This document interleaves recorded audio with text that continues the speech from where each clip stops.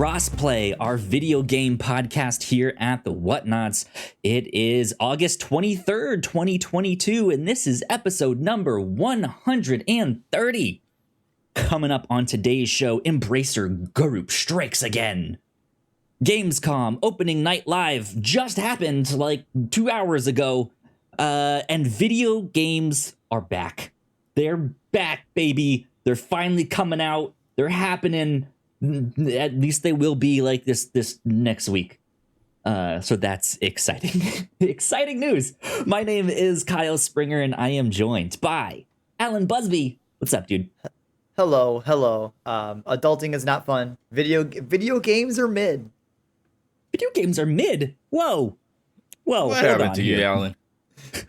So jaded. So jaded. Alan, you're saying video games are mid. You're now sitting in a chair, which is unusual for you. What happened to you? And that's Ignacio Rojas. Ignacio, I'm older than you, man. All right, my age. You know, I'm yeah, you're ancient. I know. I'm getting jaded as I get older. So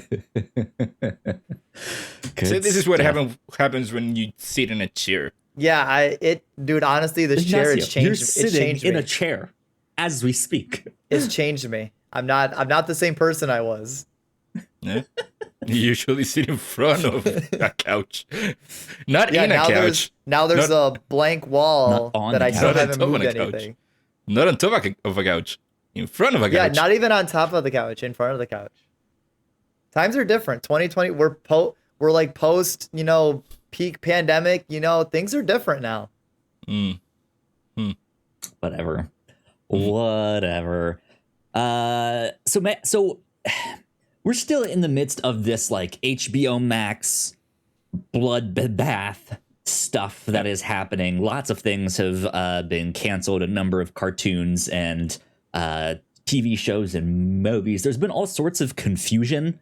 It seemed like Matt Reeves' next Batman movie and all his spin-offs, that was canceled, but apparently he came out today and was like, no, I worked out a new deal, so we're getting more Bat people stuff, kind of. And then there was the new animated series that Bruce Timm was working on, and they announced that was cut. And then someone from the Hollywood Reporter was like, actually, not according to my sources. Like, they still say it's very much alive, just might not be on HBO Max. That's the thing. It isn't canceled. It is being shopped around now. Right. To other people. So the whole thing is confusing, and it's got me down in the dumps. I want all the things. HBO Max was it wasn't the best when it first started, but they started to make something of themselves, and they had some good content. I just watched a show on there, Tokyo Vice, which was fantastic. Highly recommend that. It's about a journalist from Missouri who goes out to Japan, gets a job on the police beat at a big famous newspaper in Japan and gets wrapped up in the Yakuza. And it was great. It was awesome. And I'm so sad. That's my life. I'm so sad. What about you guys? We're slow going, but we finished season 1 of The Boys. Ooh, okay. It only took forever because we watched maybe like 2 episodes a week, maybe. What'd you think? It's good. It did not end how I expected. Yeah, did not. It only gets better. I will say that. See, everyone keeps telling me it gets better, but like season 1 was so good already. How does it just get better? I know, right? It is like it is one of those shows that is bafflingly consistent of just how good it is. Like, you watch a show with multiple seasons, maybe season 2 or 3 takes a dip, or like half of the season takes a dip, or something like that. The Boys has just been so consistent. No, literally season 1, like every episode was just really good. Like I didn't watch one and think, man, that also kind of sucked. Right? Like they're all just like, I'm like, wow, like I'm more invested every time. Like what's gonna happen? Yeah. Good stuff. Yeah, that's Ignacio, what about you? What's happening in Ignacio land? Oh man, speaking of Ignacio Land, I watched last week the new Dragon Ball movie. And Oh, guys, how let was me it? tell you, it is a good one. It is very good. It's been making Very money. fun. It's been making a lot of money. It has been making money, not as much money as the previous Dragon Ball movies in Japan, I think. So we'll see how it will do internationally. It just came out outside of Japan. Mm-hmm. So we shall see how it does, but as a Dragon Ball fan, I was very satisfied with what I got with the movie. It had great combat, great character interactions, and great callbacks to the history of Dragon Ball. Without going into it, Ignacio, I might go see it this weekend. Is it better than Super Broly? Ooh. No description, just a yes or a no. Maybe. It might be. It might be. He's it like, might be. Yeah. Depends on who you are. No, I think it might be better than Dragon Ball Broly. Okay. If you liked the beginning portion of Broly, you know, Yeah. with everything in Planet Vegeta. Yeah. If you like that, I think you might get more of those vibes throughout the whole movie. Okay. In Superhero. I don't know, that latter half fighting though was really good. Oh no, you'll get that. That's that kind of fighting. Okay. The fighting might be better in this movie. Okay. All right. Well, maybe I'll see it this weekend. You should. There you go. Okay. You should. Good stuff. In the meantime, though, let's talk about some video games and get into what we've been playing. I can talk about something, kind of. Finally, I'm not the only one talking about video games. So it kind of in the background for the past couple weeks here, I've been playing Final Fantasy X with my girlfriend. I mentioned it here on the show like a month ago-ish, I think. Yeah. So we're still just making our way through every now and then. We're not playing it in super big chunks, but it's interesting because this was the video game when I was younger that really made me believe that video games are magic, that they can have incredible stories and for the time, good acting, good voice acting, right? That you realize is often taken out of context. Yeah, I was gonna say the laughing Titus scene is technically like it's bad, but his life is bad, but it's meant to be bad. Yeah. But it's interesting because like my memory of that game versus what I'm playing now, not super changed, but it seems a lot shorter than I remember. Like, I mean, you're better at video games now that you're older. That might be part of it, because I think when I was younger, I had the tendency to try and brute force my way through the game and be like, I only want to play with Orin because he's fucking cool, and Titus because he's the main character, and then whoever my third is, I'll switch him out. And I don't like Kamari, so I'm just not gonna play with him. I mean, Kamari is like the worst character in the group in terms of stats and combat. He kind of is, but I like now I'm finding myself switching my characters out a lot more. And being like, oh, okay, that guy's weak against this thing. For this kind of character, I need this person. And so it is more of a strategic, like, okay, switch this person out, put that guy in to do this one attack, and then switch him out again to do something else. And yeah, and I think that's helped because I haven't really had to sit at a certain location and just go back and forth and train and level up and do all of that stuff.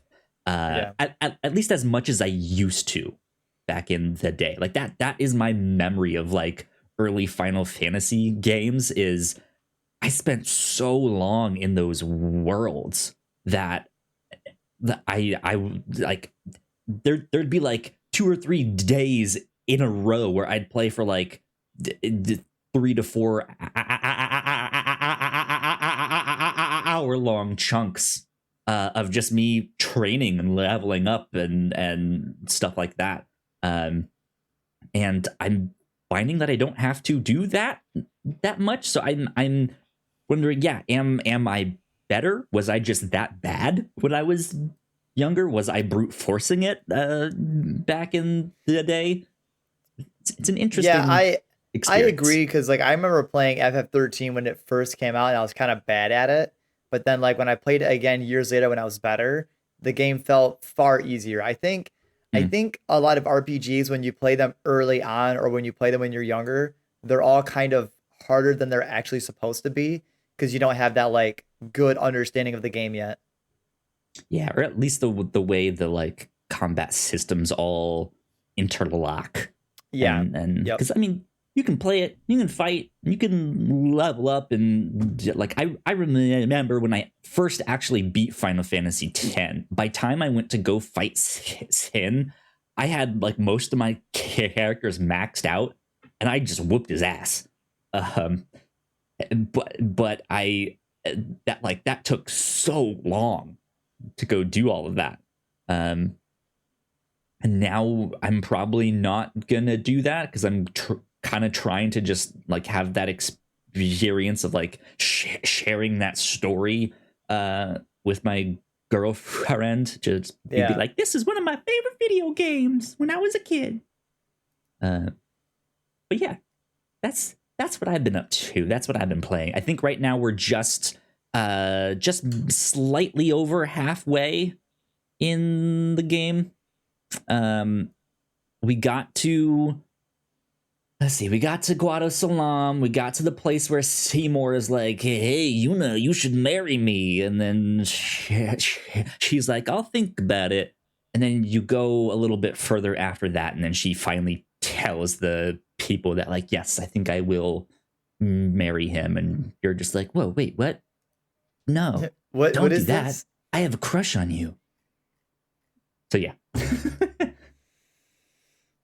That's what I've been up to. And that's what I've been playing. Alan, Ignacio, you're the only one, because I have not actually played a single new video game. That's not true, Alan. How about Digimon Survive? Yes, I did. I did finally free myself of Digimon Survive by platinuming it. I will now never play it again. Oh, come on. It can't be that bad. He survived. It's Digimon Survive. Again, because you played Ignacio as well, and you played more of it. Digimon Survive is not that bad. It is just severely underwhelming. Okay. So I've only played a little bit more. Digimon Survive. God, I'm going at a snail's pace through this game. That's so long from what I've seen. So Alan, I'm in the part where I'm at the school. I just got to the school. There are cobwebs everywhere. I just talked to the ghost kids, and I'm walking through the secret underground tunnel to go fight whoever took Aoi. You are still in fucking chapter 1. Chapter 1, yeah. Holy moly, what? Yeah. You are still at fucking chapter 1. Oh no, Wow. Alan. For someone like you, Ignacio, who plays fucking open world games and golden pass them to get through them as fast as possible, you can't fucking do extra shit in Digimon Survive, and you're playing it like you're over here like, oh man, I'm gonna play Digimon Survive. Fucking 5 minutes, you're like, yeah, I think that's enough progress for one day. See, this is why I do not play visual novels. Because God, for someone who fucking golden pass an open world game, you sure are taking forever for a game. You can only fucking golden pass. We'll talk about that later. But no, Alan, playing visual novels is a different thing. Where it is, I'm playing it the way that I watch usually TV shows and anime and whatever, which is laying in my bed and watching it. I'm playing it. But the problem is that since it is so slow because it is just static images and then text moving. I start to fall asleep, man. And again, to Survive's detriment, you want to know why I put you to sleep? Because with just the visual novel aspect, there's no real greater mystery, and there's nothing to really engage you and keep you stimulated to keep you going. Yeah. But at least I got to a part where I got to freely fight. If you remember, free battle. Yeah, free battle. So I got to really experience the battle system without any tutorial. Yeah. And I don't get why you say it is bad. It is a regular turn-based strategy fight. Ignacio. About it though. It's just bad game, good Digimon content. Ignacio. Alan said that he doesn't like the combat. No. You see, Ignacio. Here's the thing. I got a couple. Here's the argument. The combat. When you first play it, you're like, oh yeah, it's like a standard tactical RPG. Yeah. It's fine. Yeah. Here's the thing, Ignacio. You don't unlock and you don't get any new moves. You can't just buy equipment. The equipment's kind of shallow. Free battles get repetitive. They take a while. I don't know, Ignacio. Is the combat fresh and new? You're on fucking chapter 1. You're telling me that come back and tell me that I cannot unlock any new moves. Come back and yeah, you can't unlock any moves. You can't. What? You don't. You know how Agumon has pepper breath? Baby flame. Baby flame. That's all he fucking has. That's all he gets. Unless you waste an equipment slot to give him another move. You get a piece of equipment. You can equip a different move to him, and then he'll have attack, pepper breath, and then this new move. But when you level up Agumon, he doesn't learn any new move. All he has are those 2 moves base the whole game. So you're telling me that Labramon is just useless in combat?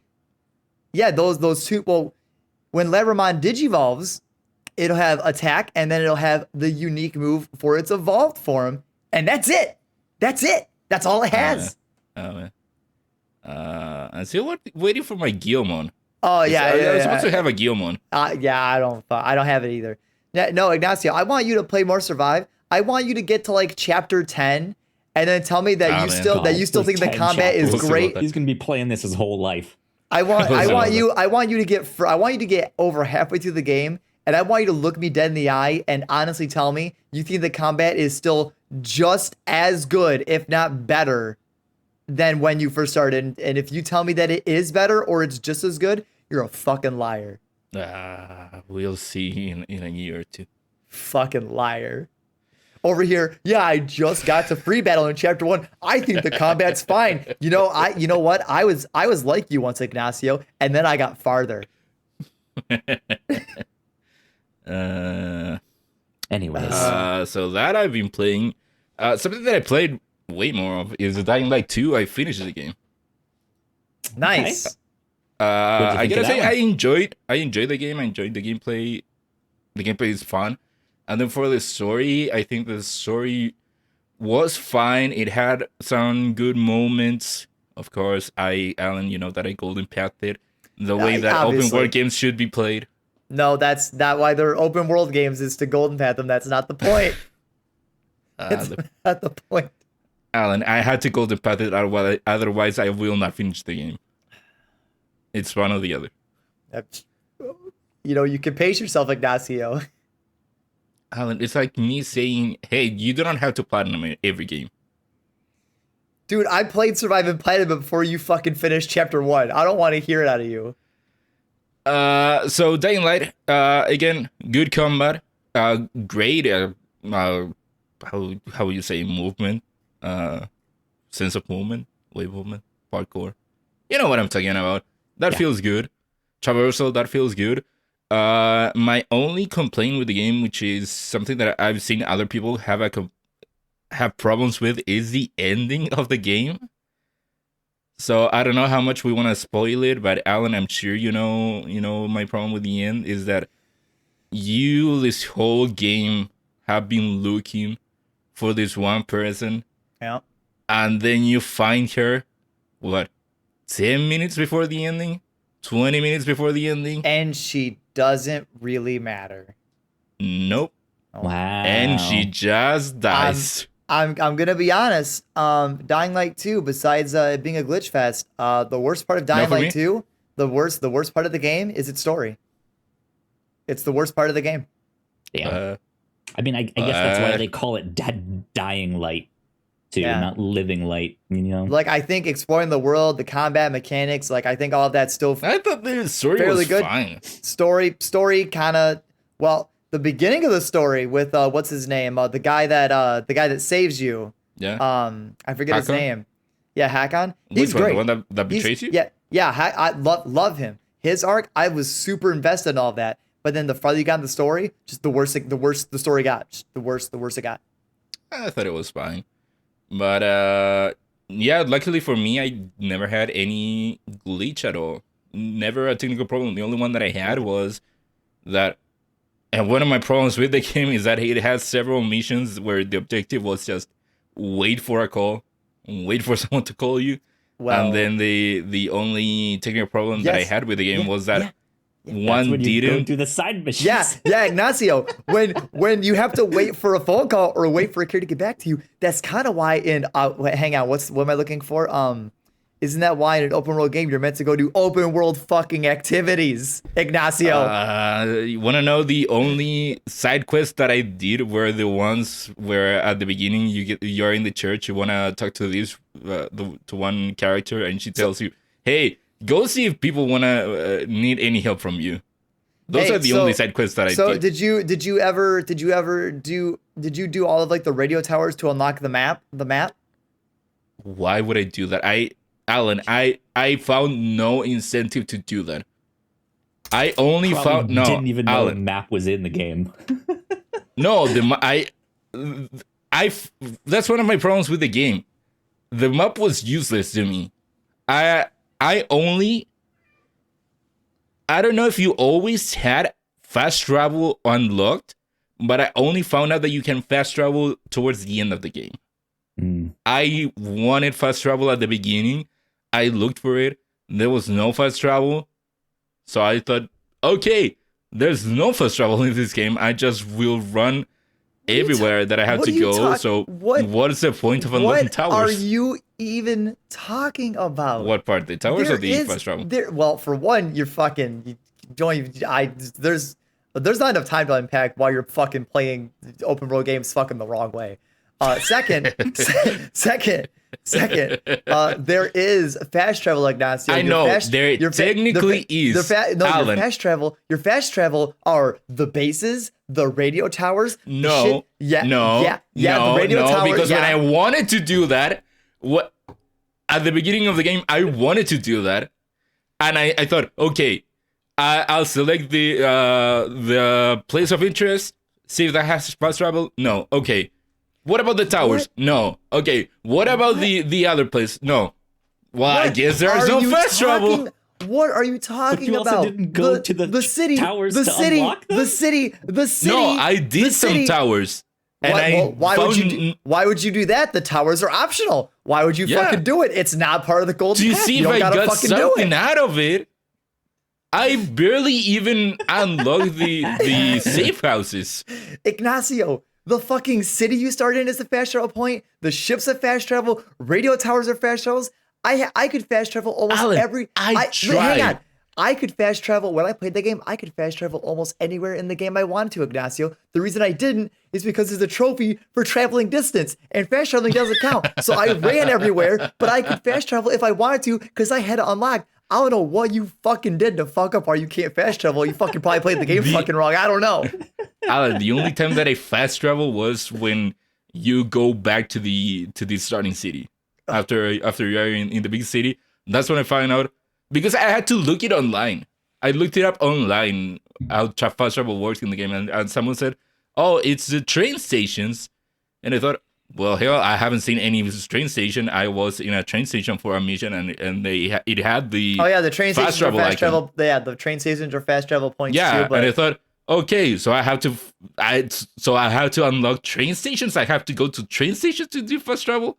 So by the end of it, but you I wouldn't. enjoyed. But Look, again, Alan, you wouldn't. it goes into the, You wouldn't do train stations, Ignacio, because besides the mandatory one, they're fucking optional. So of course you're not supposed to do them because they're fucking optional. because I had to figure out where the fuck they are. Well, if you would do the radio towers, they'd show up on your map, Ignacio. Why would I do them? Why would I do? Okay, so anyways, that goes to show you that I enjoyed the traversal of the game, where I, even without it, I had to run everywhere, and at some point, it just didn't bother me. I can't. I don't want to talk about this anymore. Okay, but the end, Alan, we both can agree that the end was bad. Yes, we will agree, Ignacio, that the ending story of Dying Light 2 is bad. Okay, good. At least we can agree on something. I can't. Decided. I can't. Oh my god. Anyways, you've also been playing a little bit of Saints Row. Yeah, a little bit of it. So This is the new one, right? Yeah, didn't this just come out or something? It just came out, so that's why I only played a little bit of it, because it came out this midnight, and where was it going? So this midnight. neither of you guys could help me out when I asked you to check the price for the game. I was nowhere near my computer. So you haven't been near a computer. Haven't been near a computer since not when I had free time. I got the notification for it while I was out with family and stuff, and I was drinking. And then by the time I was like coherent and could remember it, I forgot about it the next day. So you have just checked on your phones. What was the thing that you were trying to do? What's the price of the game? But for you guys, you were specifically looking up on the price of the game. Game store. Yeah. Okay, let's see here. You can also look it up on the Epic Game Store has a web page. That's true. Let's see. So anyways, while you do that, yeah, I only played like an hour of the game, and so far, the game hasn't been getting good reviews. It have been like mid to bad. So yeah, I keep seeing a lot of hate for this game for some reason. Yeah. So with all that said, I only played like an hour or so last night, and so far, it is fun. It has a lot of humor. Your main character, I like the way that the main character is acted so far, at least, and his interaction with his crew and his friends. Of course, they are going with him and his friends. They are going for the vibe of we are millennials, we are Gen Z, I guess maybe. So we talk about student loans and capitalism and whatever. So it has that kind of style. But then your character is a part of this like private military group. So the first mission is very action heavy, very bombastic heavy, where you're trying to hunt down this one character. And I did enjoy the acting of your main character through all of that, the humor, that was presented there. But the thing is that from what I've heard, there is a point in the game where it just falls. I think it was Blessing from Kind of Funny said that there was a point from the beginning of the game up until one point it was uphill. It was very good, and then once you get to that point, it's all downhill from there. Man, so I haven't gotten to that point. I saw their like clip that they posted and was just like, oh yikes! They did not like this game at all. Even Mike is very down on the game, which is saying something. Yeah. And then I've also heard that there are a lot of technical problems with the game. I did encounter one major one, which is I'm playing on PC, but I always play with a controller, and the problem is that for some weird reason, the controller is very... I don't know if it is correct, the correct way to say it, but it is very unmapped, which means that every button is a button that it shouldn't be. So Oh, weird. A is B, B is X, Y is A, I don't know. Which meant that I was forced to play with the keyboard and mouse. Did Which you not I do not do like. So something that, to like remap your controller? Was no, there, that like, is a pro. I looked it up. No. It is a problem Weird. that people are having. So that out of the gate is a very big problem with the game. I'm playing with keyboard and mouse, which I do not like. Playing these kind Yeah. of games with keyboard and mouse. That's part of the reason that I only played like an hour yesterday, because I wasn't feeling it. But other than that, so far the game hasn't given me enough to say that it is a bad game. So that's all I can say. That's fair. That's fair. Because yeah, And like did you find the price? yes. So the price, it is $59.99 for the base game. Oh, but it looks wow. like there are two different. There's Yeah. two like extra editions. There's the gold edition, which is $89.99, and then the platinum edition, which is $99.99. Wow, that's weird, because the reason that I wanted to ask you guys is that for some reason over here it is kind of like $25, more or less, like 22, 23, 24, somewhere around there. Weird. Which I found super weird, but it has been that price for months, and I thought that it was very weird. Like That is kind of weird. Interesting. The most expensive version was more or less like $60. Do you feel like that? Like, I'm wondering if that has to like if that has to do with them like trying to open up their international market. Like, hey, if we I don't know. Like to open it up, know. they're like, hey, if we just sell the game at like a lower cost for international market, it'll probably catch on, so then it will grow in popularity. Yeah. Yeah, I don't know. It caught my attention. Again, it has been like that for months. I thought at first that it was a mistake, but it wasn't. Interesting. I mean, I've actually never played a Saints Row game, so I wasn't gonna jump on board here either. But I've never even played a Saints Row game. Yeah, I know a lot of people were excited about this one. I was somewhat interested. I'm kind of in the same boat as you, where I've not played them, but it seems like a fairly well liked. People were excited for this one, and then yeah, man, I saw that video from Kind of Honey, and I was just like, oh, okay, yep. No. Not playing that one. Okay, moving on. Oh, I didn't see it. I didn't even realize it had come out or was coming out, because I don't follow it, so I'm not like exposed to it. Yeah, they put a short clip from their podcast up, but the tweet basically just said Saints Row is bad. Period. And then it was their video. It's like, yeesh. So. Yeah. Wild stuff, man. That's disappointing, though. Yeah. Well, for me, I've never been that big of a Saints Row fan. I played through 3, but every time that I try to go back and play one of the Saints Row games, it doesn't click for me, because it kind of tries to be GTA, but it is different than GTA. The gameplay is different and all that. Right. But the humor has always been like the saving grace for the franchise, and it feels like for this game it just is not hitting in that way. That sucks, man. Yeah, sucks. But hey, at least I got it on chip. Yeah, you lucked out. Yeah, lucked out indeed. All right. Well, that is what we've been playing. So I say we take a quick break for housekeeping, and when we come back, we will get into the news of the week. So we will be right back. We put a lot of hard work into the shows that we make, and yes, we make multiple different shows here at the Whatnauts, and we'd love it if you check them all out. You can find out more information on our website at thewhatnauts.com, as well as your favorite podcasting platform of choice. When you type in the Whatnauts, all of our shows will pop up right there. Just don't forget to give us a nice rating and review if you like the shows. If you want to support what we do here at The Whatnauts, patreon.com/thewhatnauts is the best place to do that.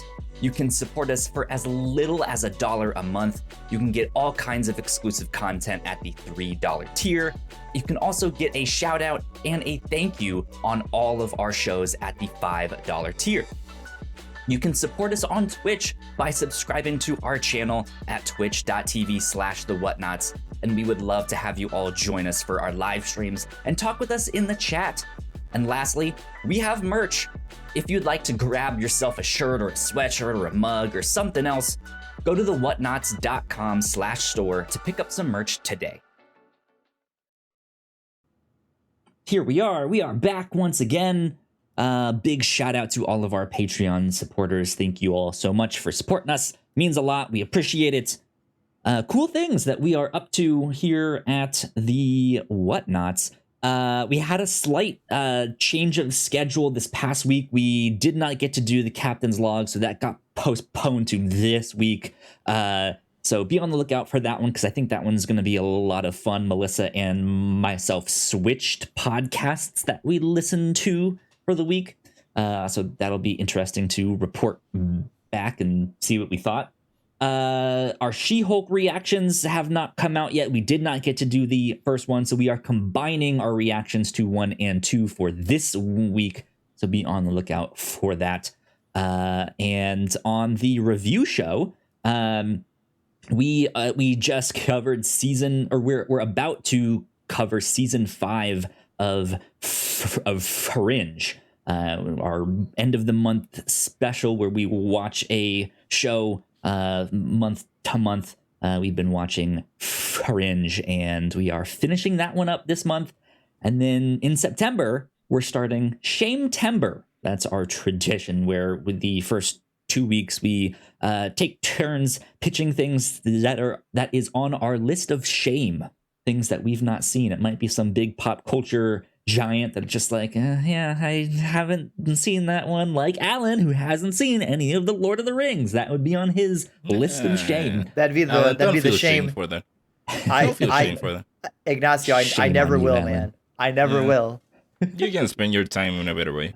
I don't feel shame. But for the first week in Shame-tember, we are going to be watching the Godfather trilogy, because I've never seen it. So there you go. That's what we're watching. That's what you can expect coming up here on the Whatnauts.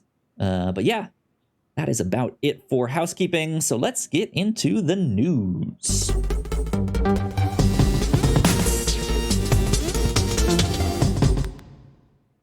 Embracer Group struck again. They came out of nowhere this week, and they went on a purchasing spree. I feel like it happened, or like the news broke at night. I was already in bed. It was late, and I found all of the stuff, and I was like, holy moly.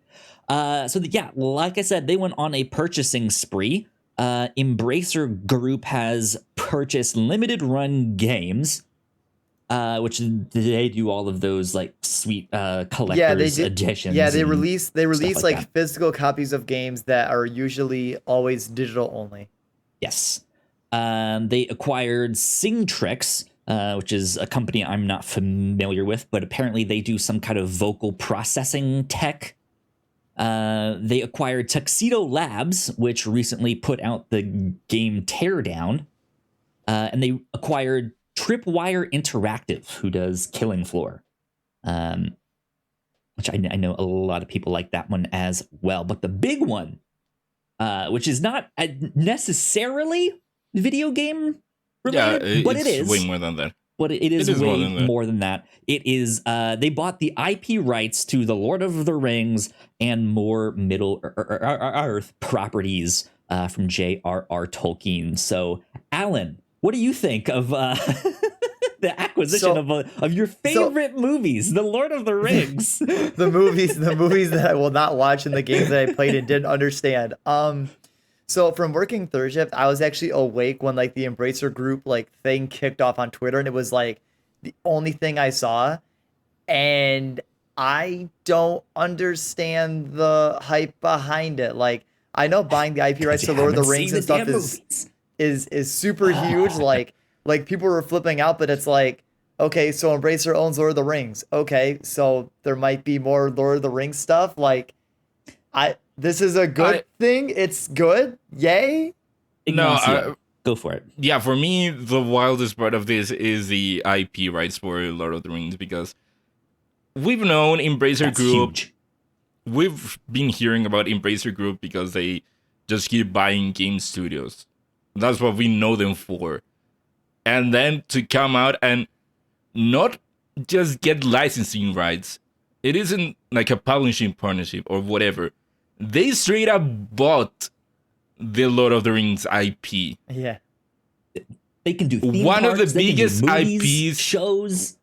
One of the Merchandise. biggest IPs out there from J.R.R. Tolkien. And they came out and bought it. That's so random. But again, isn't it still like I mean I'm not like a business person, but like it's still isn't that a good thing?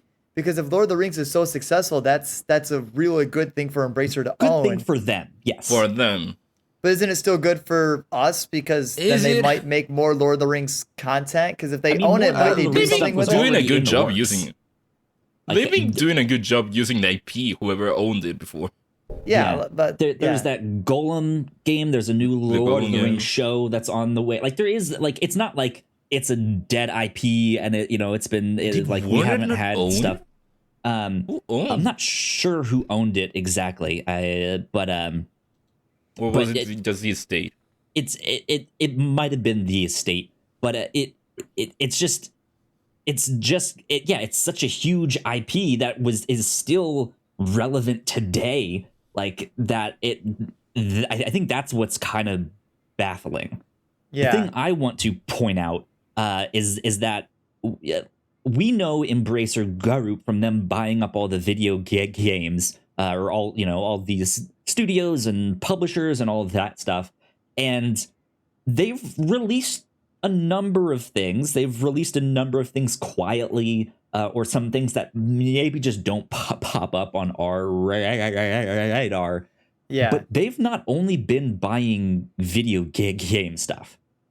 They've also been heavily investing in like the board game market. They've bought in like some of like the major publishers in board games and tabletop stuff. As a comic book nerd, they now own Dark Horse Comics.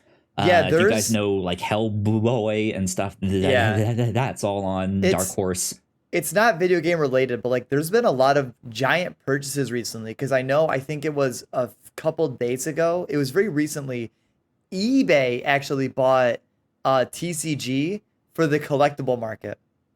Not game related, but like Embracer buying this, eBay buying TCG, like kind of just big stuff being bought out. It feels to me like those Chinese megacorps that you hear about, or that we've mentioned here on the show, like Tencent or NetEase. They just invest in everything, right? Like they just have a little bit of everything, and it in a weird way, it feels to me like that. Like here's a Western version of that. That they own comics and comic publishers and tabletop stuff and video games and IP to the Lord of the Rings, so now they can do merch and theme parks and all, just what? Yeah. Wow. So, according to GameDeveloper.biz, the deal cost around $788 million. That's for all of it. A lot of money. For all of it, yes. There was a couple, there was one or two things in there that was undisclosed what the exact price I was gonna say, do we know how much the Lord of the Rings section of that was? Because like that's got to be the biggest chunk of it, right? I don't know if that was one of the ones that they said. Let me see on their press release stuff here. Opening it up.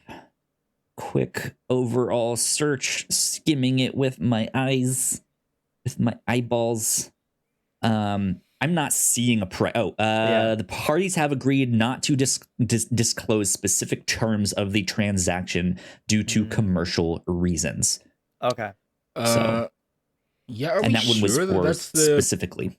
I'd have. Are we sure that that's for everything? According to GameDeveloper.biz, here's what they had I mean, to write. regardless of like the price or anything else, because of how big you guys are saying Lord of the Rings is, that has to be like the fattest chunk of the buy.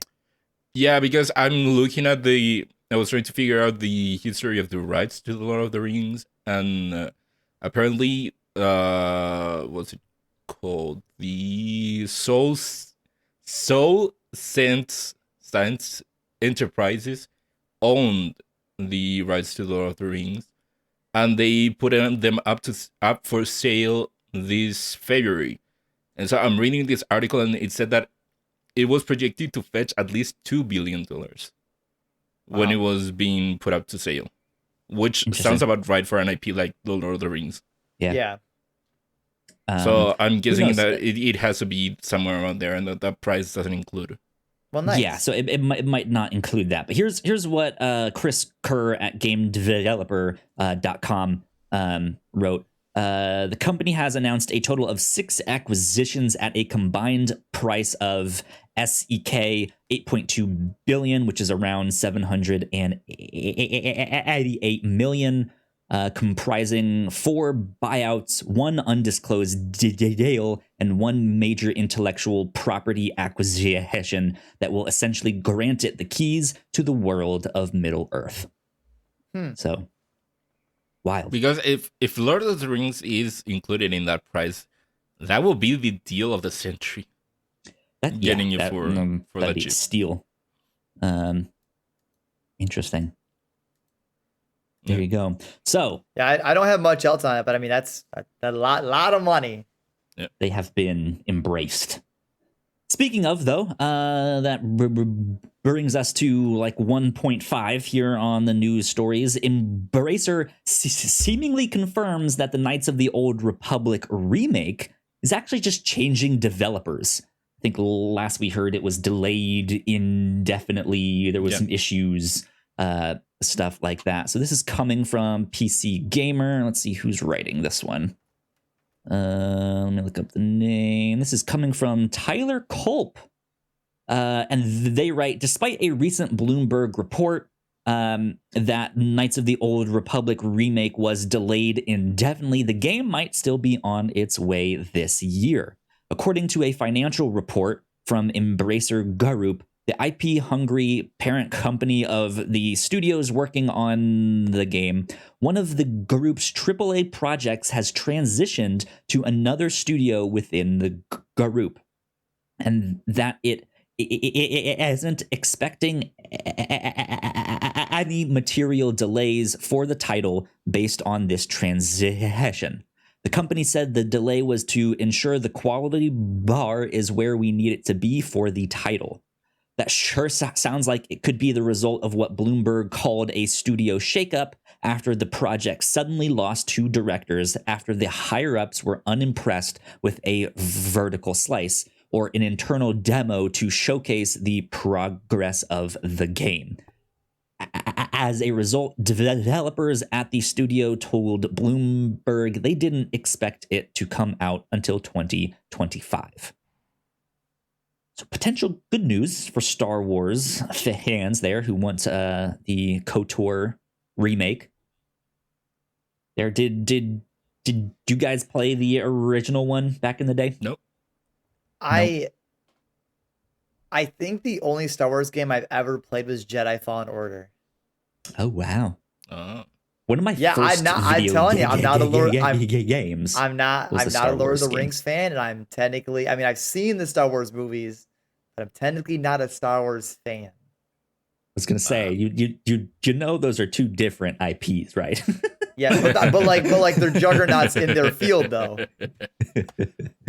Yeah, and don't worry, even though I'm not into Star Wars, I'm also not into Star Trek either. So don't think I'm like pro Star Trek either.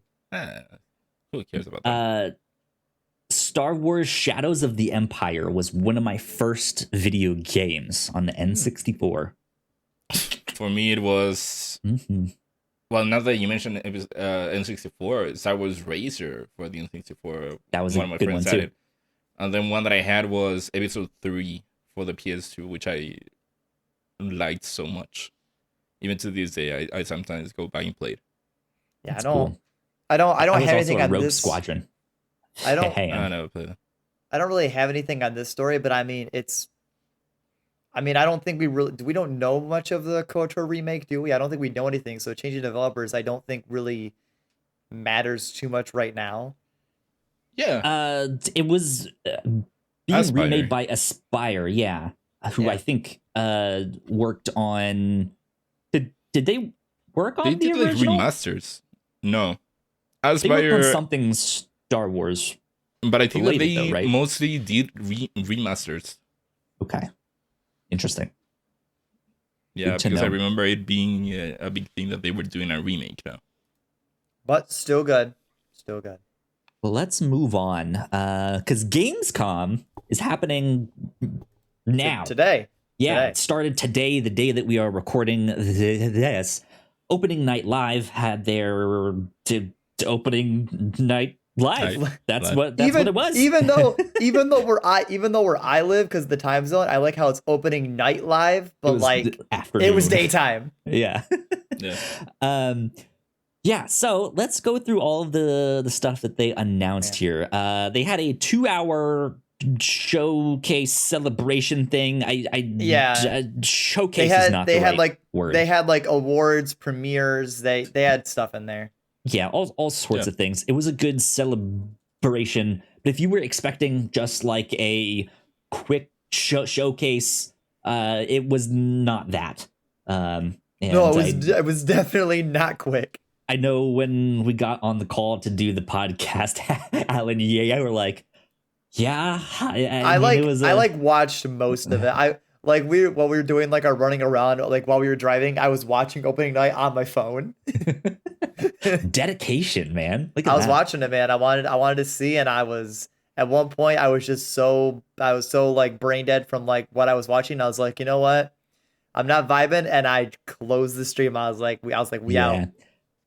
I had it on in the background because I was still at work. So I got to see most of it, but some of it was just in the background here. Yeah. But let's go through some things.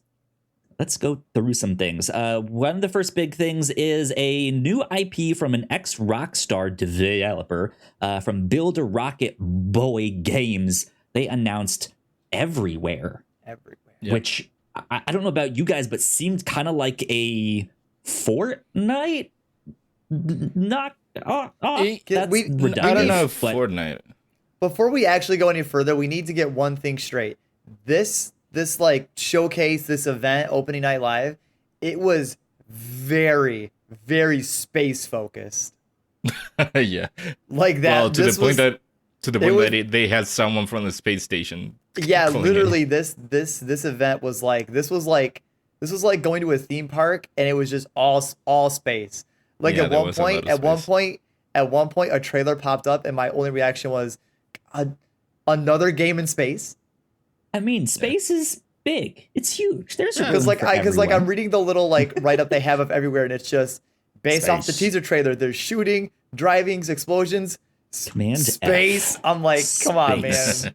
Come on, man. Yeah, Everywhere. I don't know if I would jump right to saying it is kind of like Fortnite. They are going for an open world sandbox game where you can do a lot of things. We see different biomes. You see a car going through a desert-like place. Yeah, it seemed like there was going to be some racing aspects. It did seem like there was some like more open world style traversal where you could maybe team up some of your friends. It looked like there was shooting. There was it looked like a big sandbox in a weird way. And then add to the mystery the end of the trailer where it just changes styles to a more cyberpunk kind of like game. Yeah, like a more realistic Uncanny Valley style in there. So I don't know what that means or what that is exactly. It's kind of a mystery, but it's I think one to keep an eye on. shortly after that, PlayStation announced a new controller for the PlayStation 5. Let me get this They guy sure started and pulled up here so you guys can see it. I can't. I've now this controller, Kyle, because if you pull this up or something, I want this controller, but I'm only gonna buy it if it is announced to actually have a longer battery life. Oh, I don't know if it will. I don't know. I feel like the thing here is that it is customizable. It is like the Xbox Elite controller where which you is can nice, but customize it. But like controllers are already so expensive. Like I feel like if I'm gonna invest money in a whole nother controller with what I already have, I need more than just, oh, you can customize it. Like, because I don't have a problem with the DualSense and any of its things now. Like, I think it's fine. Right. And no, you're gonna need a lot more than that, considering the price of the Elite controller. My guess is that it's gonna be priced somewhere around there. Pretty expensive, yeah. More than just... To be clear, exactly. It's customizable in the sense that you can like swap out the sticks and the triggers. The triggers, and stuff you can like change that. the travel. I don't think it's gonna be it has back colors paddles and stuff like that. I think it's still the PlayStation 5 colors, white, black, and blue. So there is that. Next up, we got a new trailer for Dune Awakening, which seemed pretty cool. I have a fun story about this really quick. Go for it. So when we were first getting in the car, I didn't watch the live stream because I saw the trailer for Everywhere, right? I saw that one, but then we had to leave, so then I had to close the showcase out. So I actually missed the Dune Awakening trailer, and we're gonna get to it later. But there was a game that looks very... There's a trailer for a game, I think it's like the Atlas game or whatever, that looks a lot like Forspoken. And I was making fun of that trailer with Amy's going, oh, it's a Dune game because there's sand in it. It's not Dune, but what if it was Dune? And Amy tells me, she says, they're not going to make a game about Dune. And I was like, and I kind of laughed. So then after the show ended, I was scrolling through the announcements and I saw this and I was like, hey, guess what? Fucking look. Dune has a huge history in video games. Also, the whole RTS genre was started by a Dune video game. Yeah. Also, there is a Dune game. I don't know if it came out or it is coming out. The Spice Wars. Yeah, a new RTS set in the Dune world there. So we got that new trailer for Dune Awakening, which looked pretty cool. We got open world survival MMO. Yeah. We also got some new gameplay for the Callisto Protocol. Are either of you excited for the Callisto Protocol? I am. Yeah? Look fun. I would be if I wasn't gonna play Dead Space. You can play both. Yeah. I don't There's room for both. I don't spend a lot of money on video games anymore, and if I'm buying one or the other, I'm buying Dead Space and not Callisto. You can trade it back. No, what? Didn't you just start PC gaming? Game Pass. Not Game yet. Pass. Not yet. So we got a new trailer for that one. The Lords of the Fallen got a new trailer which is a sequel and an update to Lords of the Fallen. Yeah, an update on the title of the game. It is just The Lords of the Fallen. That trailer looked really cool. Not my style cool. particularly, but it looked great. It looked cool. I tried Lords of the Fallen once. It wasn't my thing. Granted, now that I played through Elden Ring and Sekiro, I might give this one a try because it is kind of like a Souls-like game. Yes. And it looks like they are targeting a 2023 release date for that. Moving Out 2 got announced. That was in one of the sizzle reels. They brought up Hogwarts Legacy.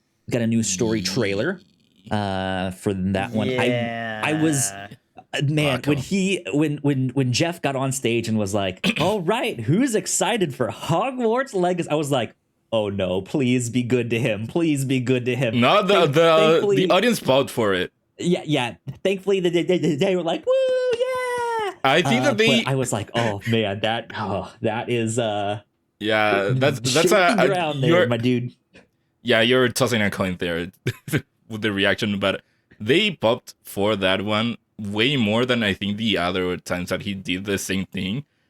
It was Was it another thing he asked Borderlands? about, and he was like, "Who else played this game?" And the room was just silent. Was it Borderlands that Randy Pitchford came out and said, "Hey, who was a fan of Borderlands?" And it took them a while.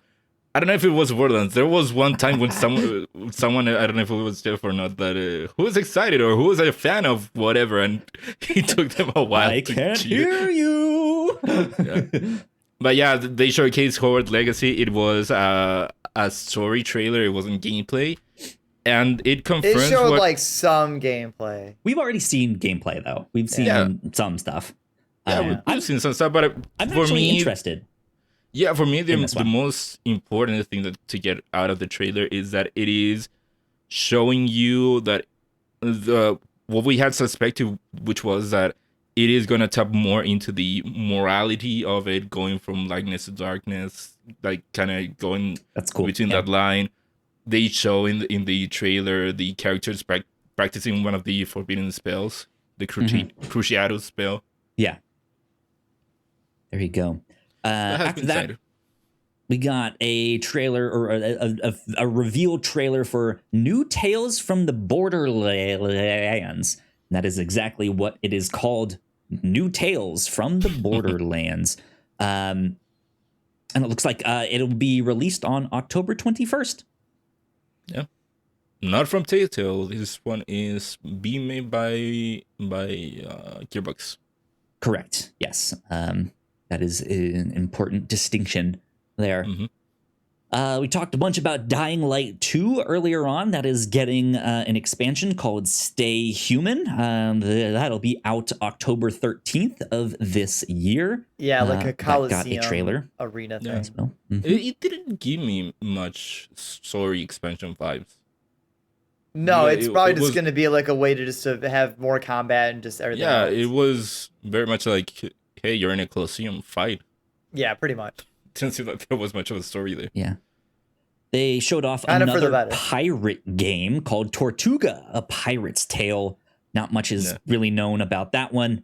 More of a strategy game. Yes. And then Marauders, which is a tactical first-person shooter, will be entering early access this October. Sonic Frontiers officially confirmed for November. Alan, how you feeling? 8th. This was honestly probably the one thing I was the most excited for. This was the one thing that actually had me tuned into Opening Light because I wanted to see it. And at least on Twitter, I seen reactions of people going, I'm starting to vibe with Frontiers. It's starting to look good. Yeah. I kind of believe in it. And it's like, man, I fucking believed in it from the beginning. Well, they showed way more here than they have Yeah, ever shown. They did. showed different vibes this time. Not Yeah, just we finally got to hear Sonic talk. We saw Amy Rose. We saw quite a bit more like actual cool stuff in the game. Unlike, I think the worst part is Sonic Frontiers when we had the first big first look from IGN at Frontiers. It did not do well. It did not make Frontiers look good. So it really Seemed needed empty. more things like this to make the game actually look great. And I'm excited. Will it that actually looks hit? cool.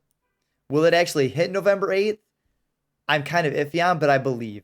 Now, Alan, if it hits November 8th, what are you playing? Sonic Frontiers or God of War? Sonic Frontiers. I fucking hate you, man.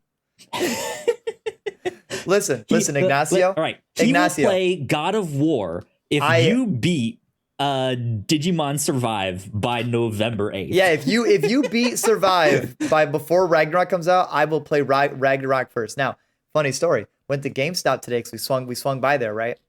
I went in there and I was gonna pre-order Sonic Frontiers. Pre-orders were not available, but Ooh. God of War Ragnarok pre-orders were available, and I said no. Wow. Some gamer, right? Yeah, right. Ouch. Good stuff. Calls himself a Sony fan. Ooh, man. Yeah, I've been I'll still showing play it. the I'm still gonna Sonic play it, trailer Ignacio. here. And actually, like, this trailer did actually get me more interested in this Sonic game me here. too. So, Me too. Yeah, it definitely needed a trailer like this. Yeah. indeed. And you guys are forgetting that we finally got to hear Sonic say something. Did we? That I don't care much about. To be honest, I Ah. just But Sonic, Sonic anyways, spoke. Sonic Frontiers will be out November 8th. That's when you guys can play that. After that, we got a new reveal from Quantic Dream called Under the Waves in Parallel Studio. It's a collaboration on that. Not sure exactly what it is. Some like underwater exploration narrative game. Yeah, it Interesting. in my experience of watching Opening Night Live, I had three problems. One, personally, there was too much space, and I'm just not a fan of that setting and stuff like that. A lot of stuff we saw, we either didn't see enough to really sell us on a game, and there were a couple of trailers that were just mainly CG. And I've said this on prior episodes of the podcast, but now that I'm older, I can't stand CG trailers. Like I hate them. That's fair. Totally fair. Up next, Goat Simulator 3 got its first gameplay. This is basically Chaos Simulator. It's Chaos the video game. It really is. That is releasing November 17th. So after you've beaten God of War, you can skip Sonic and go straight to Goat Simulator 3 and have Alan yell at you. So great experience. I will personally come knock on your door and just tell you, what are you doing? After that, Return to Monkey Island got a new trailer. That'll be here September 19th is the release date of that one. I am not particularly fond or nostalgic for those games. I've never played them, but I know a lot of people really like them there. There's a new game from the developer of Subnautica. Unknown Worlds has announced a digital tabletop strategy game, and it looks like you can paint all of the pieces, the miniatures in there. I thought that was kind of neat. Let's see. Friends versus Friends is a new colorful card deck based shooter. So if you guys like card games and shooters and indie art styles that look like cartoons and stuff like that, that could be of interest to you. Lies of P is a new Souls-like set in a dark Bell Epic world. I don't know what Bell Epic means exactly. Epoch. Yeah, but it's based off Pinocchio. Yep. Which is super weird. Yep. Yeah. Interesting though. Like that like mentioning that though gets me to be like, what is that? Like tell me more. It's so weird, so bizarre. Yeah. I mean, my favorite thing of the Lies of P is that like it gives me like fairly good like Bloodborne vibes, because as Bloodborne fans, we're never gonna get that PS5 enhanced version, so we're just gonna this is fine. This is how we cope. This is our copium. I mean, Pinocchio aside, it looked like a very good game, a very good Souls-like game. Very beautiful, combat looked fun, interesting world. So I'm excited for this one. Like, cool. I can't get over that bridge section from the trailer that literally looks like the Yharnam Bridge from Bloodborne. Like, it's like legit kind of like, it's wearing its influence right on its sleeve. Like, it's not even trying to hide it. After that, we got a cinematic trailer for Stranded, Alien Dawn, which they are describing as a planet survival sim. And then after that, I think this is the trailer that you were talking about that had all the sand. Atlas Fallen. Yes, that was the Dune lookalike or the Forsaken lookalike. Right, yeah. This Forsaken is from Focus Home Interactive, a new game from Deck 13 where players' primary weapon is sand. So Anakin Skywalker, watch out. So I'm telling you though, you saw all that sand. You can see why I thought this might have been a Dune game somehow. The trailer showed 2 warriors fighting Monster Hunter style beasts using shape-shifting weapons made of sand and sand-based abilities. So there you go. I don't know what to expect with that one. After that, we got some new gameplay for Homeworld 3, Blackbird Interactive's upcoming real-time strategy game. Had a little bit of a short deep dive here, various scenarios, all that stuff. Genshin Impact, one of Ignacio's new favorite games, is getting in an update here, 3.0. Yeah, so I figured the Genshin show was an update, but like it didn't. Like I don't play Genshin, so it didn't come off very obvious to me. So I'm watching it, and all I thought was, are they just showing us Genshin Impact? Like, why is? Yeah, it has new characters, new powers, and a new region called Sumeru. Yeah. Yeah, So they yeah. were Like just showing off the region and the new characters Yeah. that you can get. I don't, because I don't play Genshin. I saw this and I was like, why are we just showing a trailer for Genshin? I was like, isn't this like? Because I don't play it. I was like, is this new? It's just Genshin. Yeah. We got a new reveal from the developers of Job Simulator VR. Alchemy Labs unveiled their new VR game, and on this roundup that I'm looking at here on IGN, Very weird tale. they said, yeah, we don't really know what it's about, Yeah. but it appears to be something to do with eating. It was a very weird way to showcase a game. And there's also no title yet. No title has been revealed Well, yet. I didn't even know that they were going. It was meant to be showcased in a game, because if you haven't watched it, it was just 3 friends, and this is all real live action stuff. 3 friends, all in different places, all with their Oculus Quests, and one of them was going to eat something, but something in the virtual world. But you do not see it. You only see her live action, and then you have the friend telling her. It was a very fucking weird trailer. Weird. Yeah. Going back to Genshin Impact, kind of from the same developers, they announced they had a story trailer for their new game, which is called Honkai Star Rail. The trailer shows us a main character seemingly having a nightmare about his past, in which a voice tells him, of 5 people, 3 must pay a price. Ooh.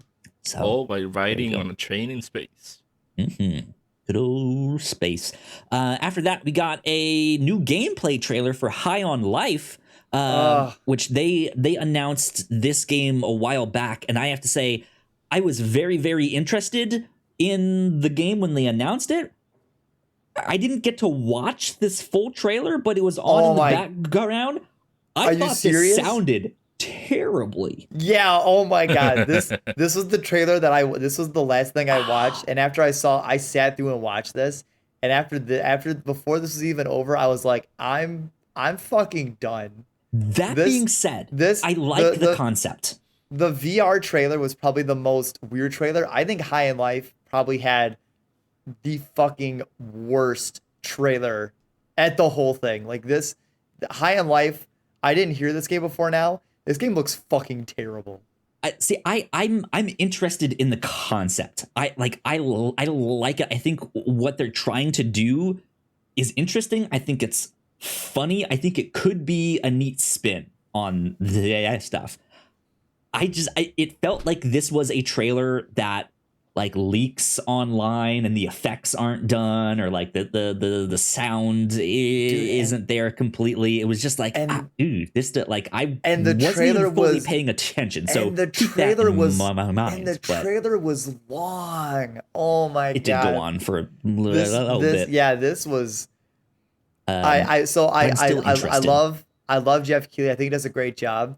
But when he mentioned this game and he goes, oh my god, this game's got talking guns in it. You're gonna love this game. Like, it's crazy. Check it out. And I watched it. And I was like, I was like, dude, this is ass. It This kind of is slowed fucking things this is down, fucking ass, unfortunately. dude. See, it was I so was bad. done. Ignacio just walked away from the podcast. Who knows what he's I up was to? done. I was done after this trailer. Like, I think I watched this trailer and then I thought I watched one more and I was like, yeah, I'm done. I'm out. I stopped watching.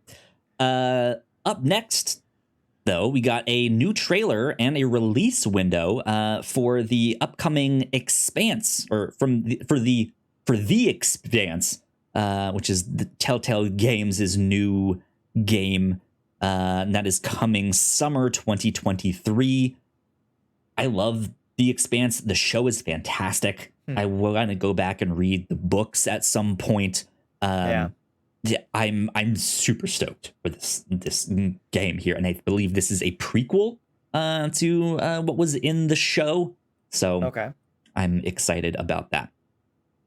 So up next, one I did not expect to hear or did not know that this was a thing, but apparently they're making a video game out of killer clowns from outer space, which I kid you not, I watched the movie of like 2 weeks ago. And so this was for you. This was for you. Was not expecting it to ever enter my consciousness ever again. And here it was, killer clowns from outer space. And of course, as you said, the game had to be where? In space. Right, yeah. Well, it's set on Earth, but the clowns are from outer space. They've invaded. So I'm telling you, this show had a theme. This seems it's a 3 versus 7 multiplayer game that will be coming out in early 2023. So there you could go. But speaking of space, we got another space game after that. Scars Above got a new cinematic trailer. This it looks like a dark sci-fi action game. Something about an alien structure appearing above Earth and human explorers coping with the nightmares. That's what this write-up here on IGN is saying. I don't know what that means, to be honest with you. Yeah, I don't know. Mostly CG, some gameplay, just another standard third-person shooter. Looks very uninspired to me personally. Yeah. After that, they announced a former Bethesda developer is working on a new RPG called Word Song, and it's spelled weird. Yeah. WYRDSONG. It was just a brief tease, and it's set in a dark fictional version of historical Portugal. That's interesting. I mean, I watched the trailer for this afterwards, and like it looks interesting, but I agree with a friend of the show, Amaze Hobbs. I needed to see more. I didn't see enough to really be like, yes. That's at least a good thing when you're left interested, and it's like, I at least want to know more, right? Yeah, always a good thing. Good stuff. If you are a fan of Age of Empires 4, there's a new expansion. Is it out or is it coming out? I'm not sure. It looks like it was announced that will feature the Ottomans and the Malians. So be on the lookout for that. Gotham Knights got a new trailer. I know they've been releasing some gameplay here and there over the past month or so. They also moved up the release date. It was, I think, at the end of October. It's now October 21st. It was on the November, 25th. right? No, it was on the October 25th, if I'm not mistaken. Okay, so they're moving it up 4 days then. Yeah. October 21st is when you can play that game. I'm super excited for that one. Let's see. Where Wind Meets is an open world set in medieval China. This one looks great. Yeah, this one had an interesting trailer. Showed off the game's environments, gameplay, hunting combat. There's horseback riding. This one looked a lot like Ghost of Tsushima almost. Yeah, mixed with it was very much like a Chinese Ghost of Tsushima. Yes, yeah, it looked like that. Maybe with some God of War thrown in there in the way that you like are fighting these like bigger monsters, ish, something like that. I don't want to say Souls like because I don't think it was Souls like, but there were some interesting creatures and fights in there too. Yeah. But some Assassin's Creed Ghosts of Tsushima mixed in there. Yeah. Hideo Kojima appeared because, of course, he did. If it is Geoff Keighley, that's yeah, a good chance. Kojima it was will be a video. He wasn't there in person, but he is starting another podcast. Do we know if this is a different podcast from the one he started a while back? I thought this was a new podcast. Is this the same one? Because he started one a while back, but it was only in Japanese. And I don't know. I don't know if they got very far on that podcast, but he announced that he is creating a podcast called Brain Structure, and it will be available in both English and Japanese. And the first one will be available September 8th. So go subscribe wherever you get your podcasts. And while you're there, it might be only Spotify. Go subscribe. Yeah, I believe he did say it was exclusive to Spotify. Yes. Well, go subscribe on Spotify, and while you're there, go subscribe to all the Whatnot stuff. That'd be great. After that, Park Beyond, we got a new amusement park simulator. It seems like this gives you a lot more granular control on how you want to build your roller coasters. Are they leaning from side to side as it does the loop-de-loop and all that stuff? Could be interesting if you are into those kind of sims. I'm gonna skip this car thing that they announced. It's so dumb. A fun one. It is a fun Mini one. Cooper Mini announced yeah. kind of thing. Aceman. Mini announced a partnership with Pokemon for a new Mini Cooper. It looked like a Bulbasaur. It has a round screen in the dashboard, which I thought was very weird. The dashboard itself has, I think, LED panels. If not, it's projected, and it has a projector at the front of the car where you can project movies and stuff. So weird. It's so weird, but it looked cool. Remember, you're forgetting hashtag Big Love. Okay, from the trailer. Whatever. Anyways, after that, Phantom Hellcat from a brand new developer called Iron Bird Creations. This is a 2D, 3D hack and slash. Maybe something Alan is interested in? I didn't watch this one yet. I was still working my way through the trailers. I haven't seen this one yet, but from that description, sounds pretty good. Yeah, it looks cool. After that, Warhammer 40k Dark Tide got a new trailer. They revealed all the customization that will be available in the game ahead of its release date, which I believe is coming soon. Okay, yeah, watching this trailer for Hellcat, it looks pretty good. Good. Looks good. Dorfromantic, I don't know what that is coming to Switch. The game has an overwhelmingly positive rating on Steam following its initial release in April. I don't know much about PC games, but I know having an overwhelmingly positive review score on Steam is rare indeed. So yeah. Dorfromantic. It's spelled DORFROMANTIK. Yeah, it coming to looks Switch. Like a more chill, simplified version of a Civilization game, where you are building out I'm looking it up here. Town, I guess, a region.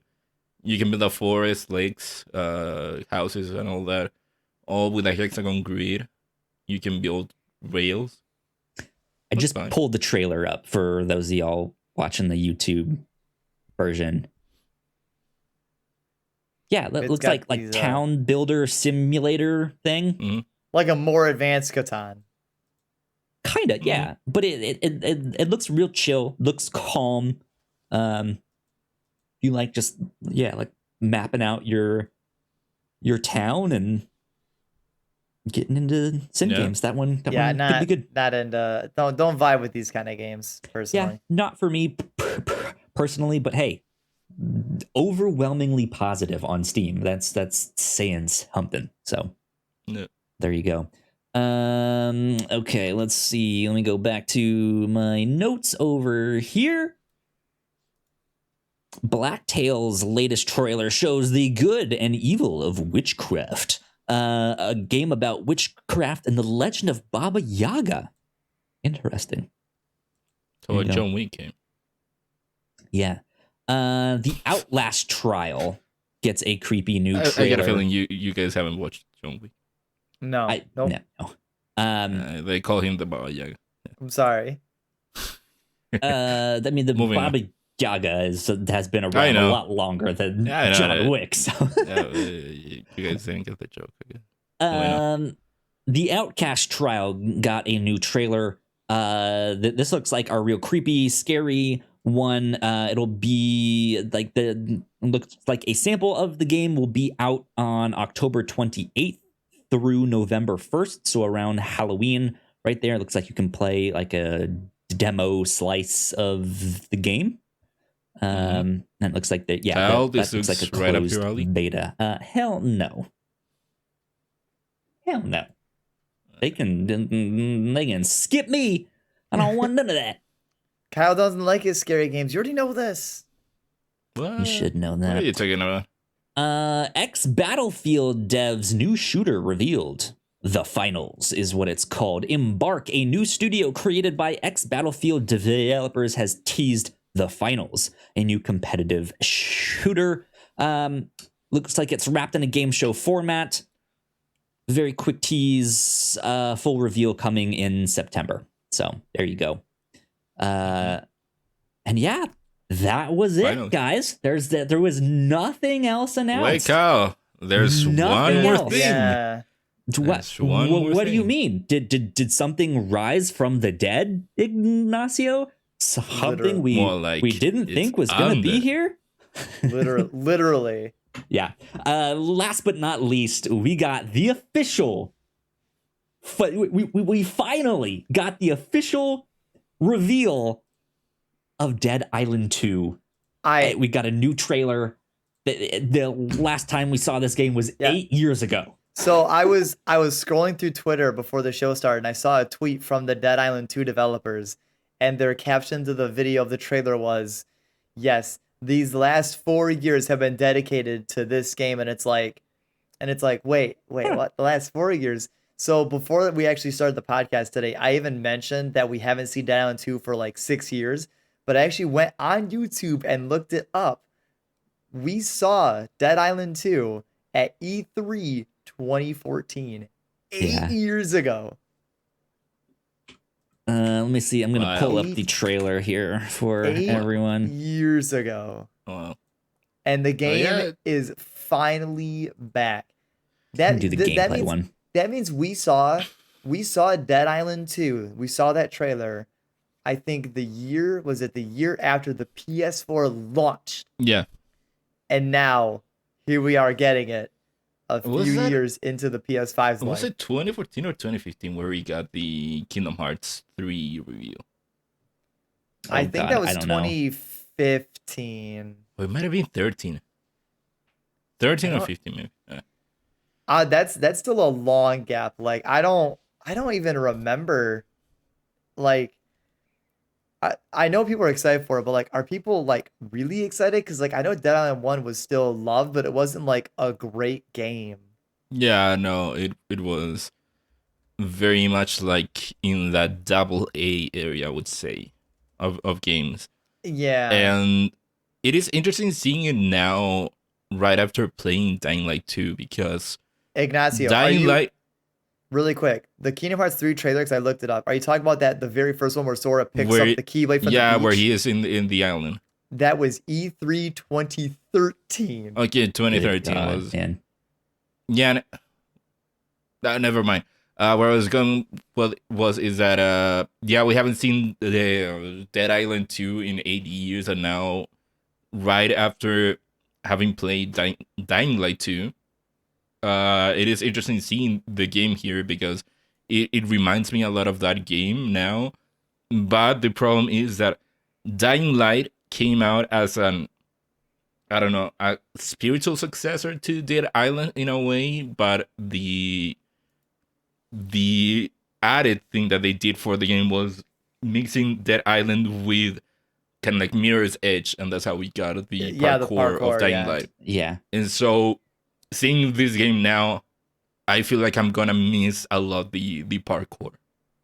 Because I know Dead Island 1 and Dying Light's combat, like their combat is like The combat looks very similar. They're almost identical. Yeah, but the thing is, will it have the parkour that Dying Light 2 brought, or Dying Light brought to the mix? But then that just is kind of weird, because then it feels like it's just kind of fighting, because like Dying Light 2 and Dying Light 1 were still really good because they're beloved of how they combined it. Like if Dead Island 2 is gonna have the parkour, then it's just gonna be like, in a way it would be like an inferior Dying Light 2. Yeah, I think that's where I'm coming from, because looking at this, it reminds me a lot of Dying Light 2, and if I get there and there is no parkour, I'm gonna feel like, oh, it feels like an inferior thing to what I just played.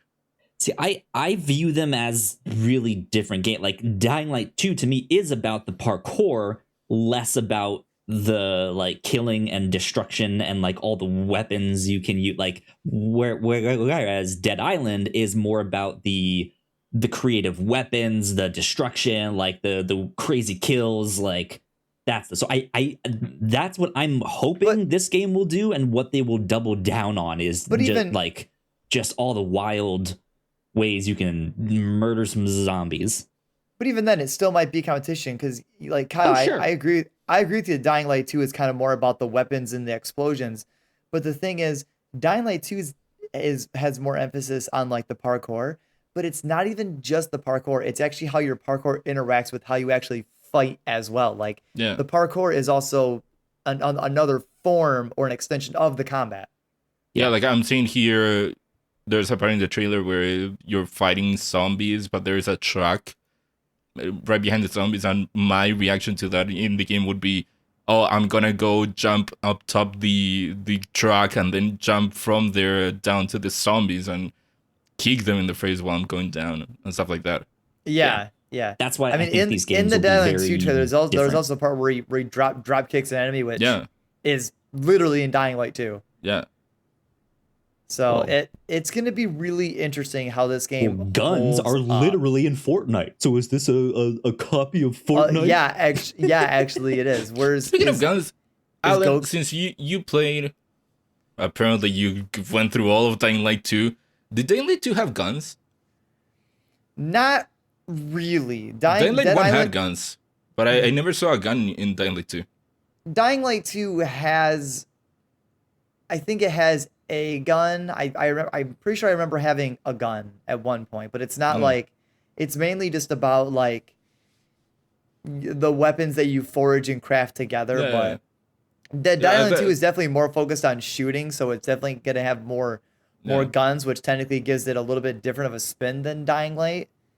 But I mean, I don't know how much it's gonna separate itself, because I feel like at this point they're both gonna come out and it's gonna be are you more combat oriented? Dead Island. Are you more parkour oriented? Dying Light. I feel like that's gonna be will be the split. Yes. Yeah. Absolutely. Absolutely. So yeah, that was the last big reveal. Of course, it got a trailer. It got a gameplay trailer, and it'll be out February 3rd, 2023. Hey. So be on the lookout for all of that. Oh, I missed that. Yeah. I didn't know that he had a release date. Wow. Okay. February 3rd. They also mentioned that there will be 6 playable characters. They described it as pulpy and irreverent in tone. So good, interesting stuff there. It's good stuff. But that was Gamescom. That was the roundup of everything they announced at the opening night live. There will be more showcases in the next day or two here. So we will be back next week to talk about all of that stuff. But you guys have any other kind of final thoughts on Gamescom? I thought it was a fine showcase. Since it seems that I'm the only one that watched all of it. It was a fine showcase. It was finely paced. It wasn't greatly paced because it still had the thing where they would have some developers come in and talk about the game, which I'm not always a fan of. To me, it's very rare that they do it in a way that I like. And then they also try to include the kind of the award game, the awards portion. The award section was kind of a little off. I didn't really like that part. Yeah, but other than that, I thought that it was finely paced. Cool. Yeah. I thought it was good too. It was a good celebration of stuff. I wouldn't really call this a showcase, right? It's just let's have some fun. Let's kick off Gamescom, you know? So I never ever go that far. Well, let's move on. We got the MPD numbers for July here. Let's dive into these real quick. Top 10 games. I could take it over you want. Games. Yeah, go for it. You've been talking out for a while now. Thank you. I think we'll just jump into the top 10 games for the month of July. Cool. So at number 10, we have F1 22. Number 9, we have Minecraft.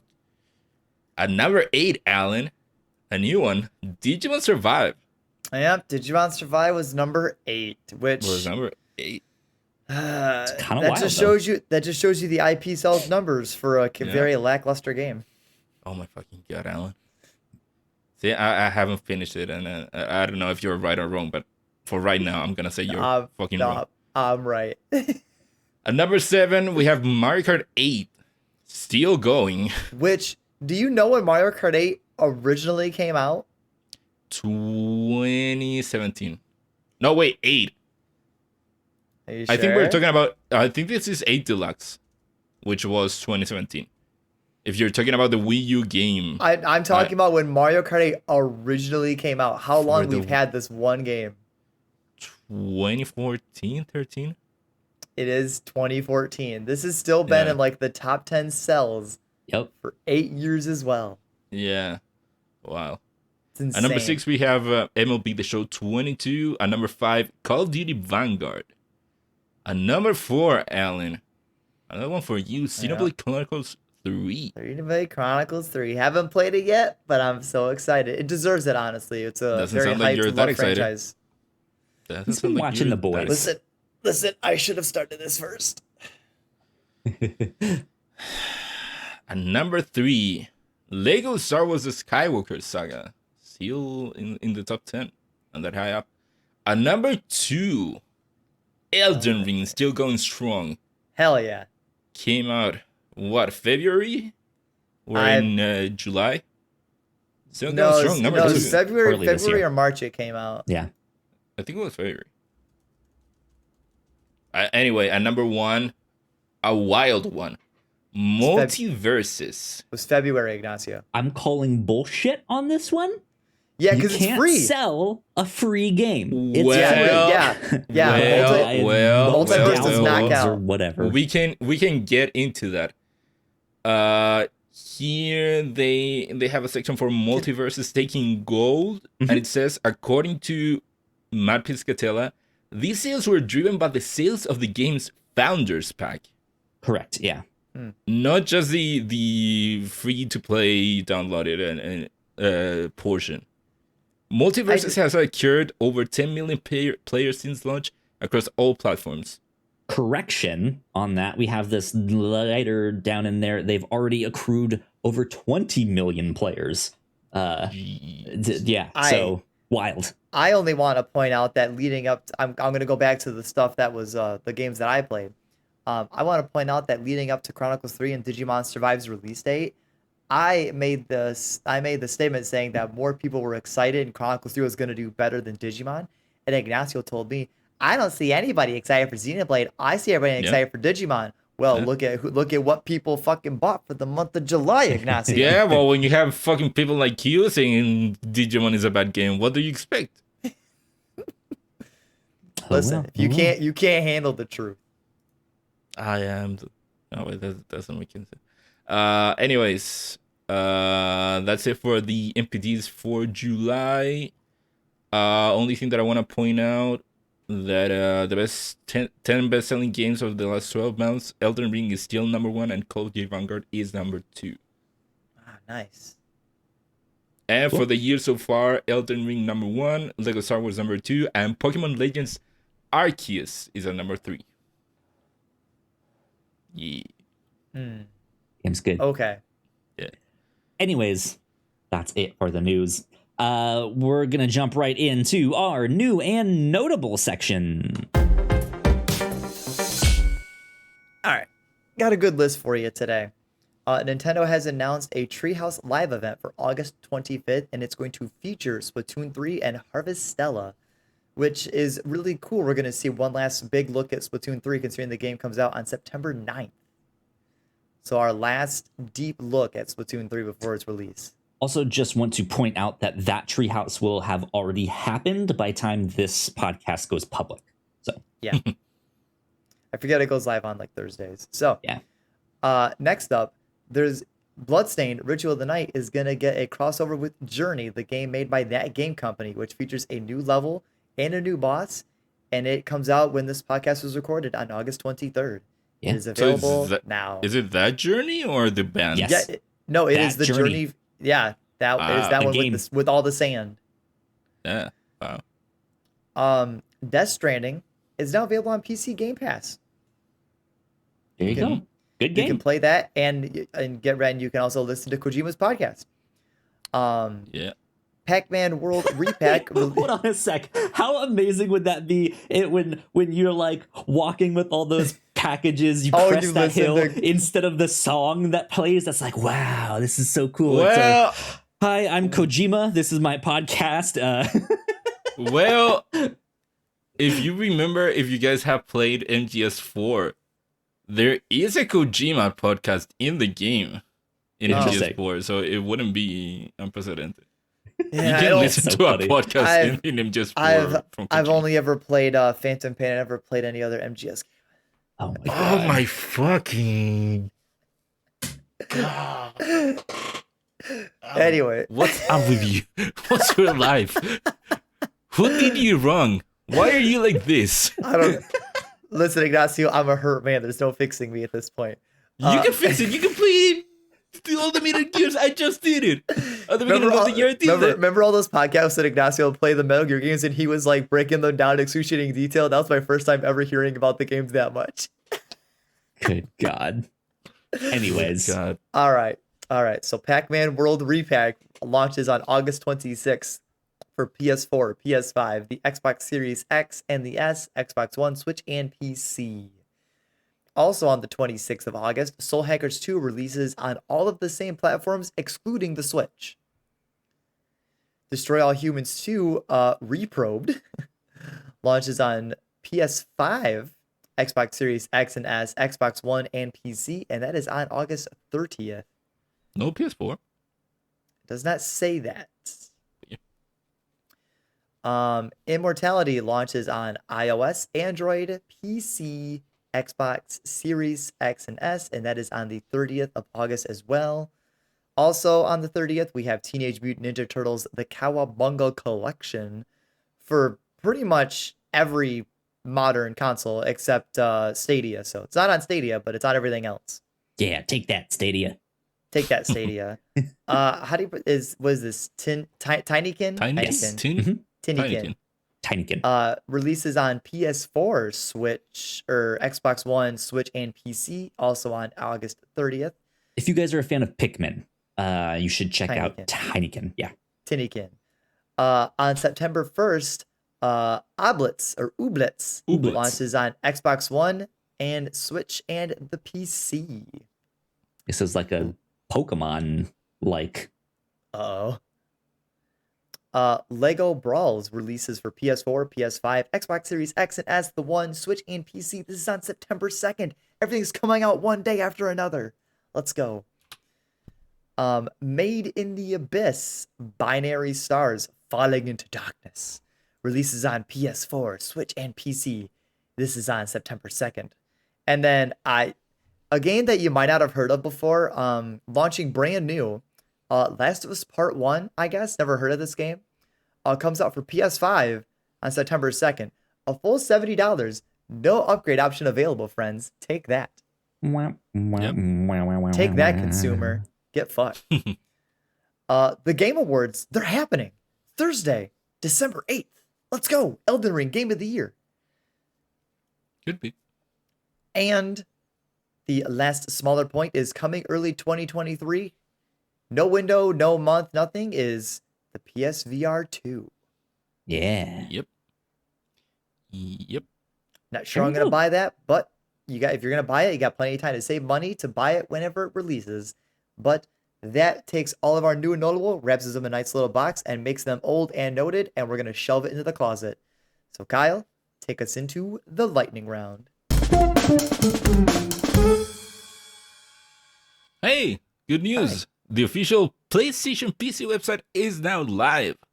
Alan, since now you are going to become a PC player, this is good news for you. Yeah, this is they waited for me to make the jump to PC. PlayStation was just like, fuck, we got to keep them. Yeah. Launch the website. Launch the website. Speaking of Sony is being sued by £5 billion. They're being sold by? Sued by £5 billion, roughly $5.9 billion over the price of its online PlayStation Store prices, with the plaintiff claiming that Sony is overcharging consumers and abusing its position as a primary seller of PlayStation games digitally. So, Alan, Interesting. I'm guessing this is you suing Sony after the price of the Last of Us Part 1 game? Yeah, I don't know. I've never actually heard of this, and I'm trying to think of like for its online store prices, like isn't games go on sale all the time? Like we also have games that come out. Yeah, for, like, I don't cheaper. know. I don't know if this will hold water. Yeah, I don't know where this came from. Like the only real problem I see with PlayStation charging stuff is obviously the big one is Last of Us Part 1 being 70. And I know the debacle of Sony's like kind of sketchy upgrade purchasing plans, but that's technically fits because they just made it, they now have like an iron system where like, oh, it's just $10, nothing else, which I mean, I don't feel like that's unfair considering you're just upgrading the PS5 version for $10, which isn't like outlandish. No, so I'm not really sure what's being overcharged. I'm wondering if this is more to do with like, hey, you're charging the same amount for physical and digital. Digital maybe should be cheaper because you're just giving me a file. Like you don't have to pay for that. But then that CD or who knows what. But can you complain about the Nintendo Switch because their digital sales never fucking goes on sale? I think that this is more of a I have an opportunity to make a case to sue Sony more than someone actually feeling like they have been wronged, because I'm sure that they're going to use the argument of hey, Sony, the PlayStation Store is the only way to get games on the PlayStation, and you are basically creating a monopoly on the store, and I think that these prices are unfair, which is an argument that was used in a way with Microsoft at some point for was it Microsoft or was it Apple that got sued for something like that at one point. Probably all of them. You can still buy a lot of, you can buy like Sony's exclusive or specific games physically as well. They're not only digitally. Yeah, but right, but they're specifically complaining like, hey, this is the only place to get them digitally. And granted, you can sue people for many reasons, and you won't always be right on it. And I think that this is more of someone trying to get one over Sony, but trying to using the argument of the monopoly. I know it's throwing shade at Nintendo, but like the argument against it's the only place to buy it for Sony's digitally, like that doesn't hold water because you can only buy Nintendo's games Yeah, digitally that- on Nintendo's eShop as well. that's the That thing. We'll doesn't see poke a hole in that adds to it. Say like, oh, well, if more video game companies are doing it, if they can win one on PlayStation, they can then use that to go after Nintendo. Nintendo, right? Like they can set that precedent. I wonder why they'd go after Sony and not Nintendo, or is maybe Sony because- considered an easier target? Sony is kind of the leader of the industry right now. It could also, if they beat PlayStation in this, it could open the door for like GameStop to have a digital store front that would Because the only thing you can do at GameStop there. is you have to go in there and buy a PSN card to go home and then put Right. it on. Yeah. So it could potentially help GameStop. It could make prices cheaper. It could open up more store. Who knows what? But That's fair. Them being sued doesn't mean that the person will win the case. The case that I was thinking of was Microsoft back in the 90s, where they got sued for antitrust on antitrust laws because they were giving away their Internet Explorer for free with Microsoft Windows, and they got sued by Netscape, complaining that it was unfair competition.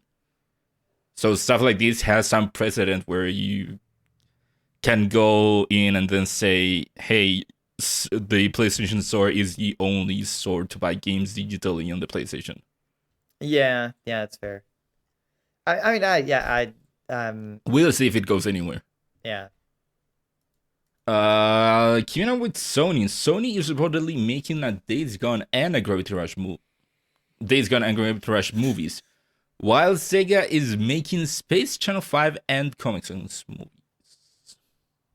I think it's really silly to make a Gravity Rush movie. I feel like the best part of Gravity Rush is how fluid and how fun the game's mechanics are. The story is fine, but again, it's the fluidity, it's how unique the game is.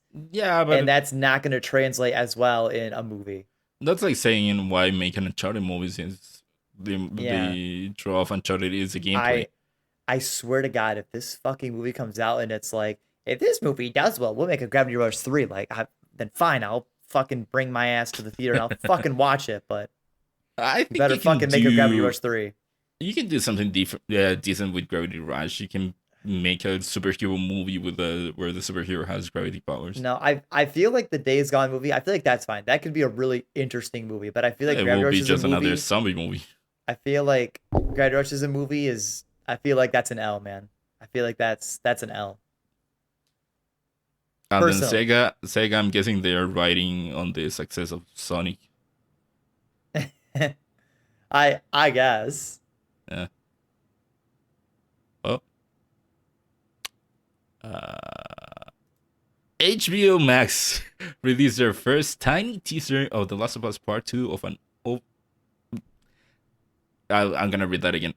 HBO Max released their first tiny teaser of The Last of Us as part of an overall HBO Max advertisement.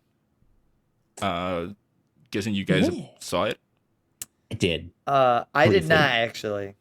Everyone in one of the Discords I'm in was so confused that immediately after it switched to a dragon from Game of Thrones, and they're like, what? There's dragons in The Last of Us? What are they doing to the show? I was like, guys, it's an advertisement for all of HBO Max. There were multiple shows in there. Yeah, because the advertisement was the thing going through everything that was on HBO Max, and then it ends with footage for The Last of Us. Yeah. And then, the advertisement itself ends with footage of a dragon appears, and I think other things appeared. So, people took the last part out, the Last of Us part, and I did see a video that contained the dragon at the end. Wild. But yeah, I'm looks good. Excited for that show. It's still, like I said at the top of the show, sucks what's happening to HBO Max and all the people who worked on all of those projects that are on the chopping block. But at least it seems that they are going through with Last of Us. Yeah. Yes. So I'm excited for that one. And then we already kind of mentioned this last one here. Multiverses has already passed 20 million players. That's wild. Have either you played Multiverses? I haven't yet, but at this point, I'm kind of like I should get on that soon and test it out because it's like it. I think with it being at